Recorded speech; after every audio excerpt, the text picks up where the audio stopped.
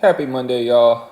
Coach Lawfer here, and we're just going to review and go over some similarity type problems today that we haven't seen in a while, so we're just going to review them. So the first one we're going to take a look at is on this first four, we're going to look at number 4. So I have two parallelograms, and I need to prove whether they are similar or not. So if I look at number 4, I have one that's got sides of 16 and 14 and one that has sides of 7 and 8. So what we want to do is just make sure we know the sides that are corresponding, and then so that way we can compare them. So I'm just going to mark the 14 and the 14, 16 and the 16. So now we remember with parallelograms that consecutive angles add up to 180. So even though I'm missing an angle or an angle's not given, I can still solve it by taking 180 and subtracting 120 and getting 60. So I do know that now that my angles are congruent. So now I've got to just make sure that my sides check out. So what we'll do is we're going to set up a proportion, 16 over 8, and then 14 over 7. So I took the first one and put it over the second one. And so 16 over 8 reduces to 2, and 14 over 7 reduces to 2. So because they both reduce to 2, I know that these parallelograms are similar.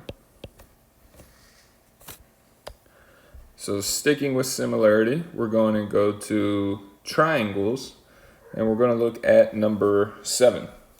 So with 7, I have angle S that's in both triangles, and then I also have this angle R and U, which are both 60. So remember with triangles, if I have two angles that are congruent, I can prove it by angle.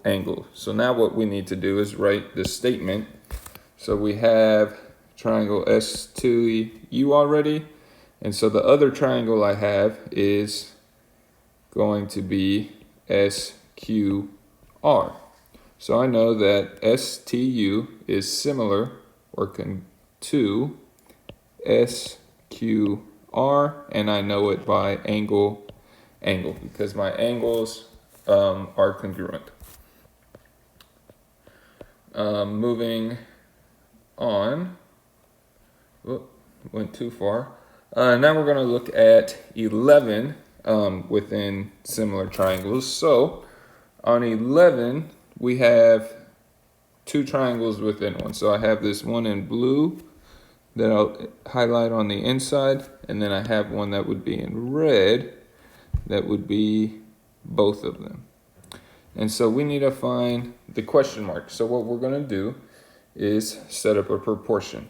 So our proportion will be, we're going to take where that x is, we're going to start off by writing that x over 6, and then we're going to set it equal to, and so now we're going to look to this piece here that's on that same little part. So that same part across or on the other side was 1, and we'll write it over 3. So remember, anytime we have a variable in fractions, we're going to cross multiply. So 6 times 1 is 6. 3 times question mark equals 3 question mark. So we'll divide by 3. And we get 2 equals question mark. So this question mark here will be 2 for 11. And the last one. So on 13 through 16, this is, remember, we're going to have the heartbeat and or boomerang.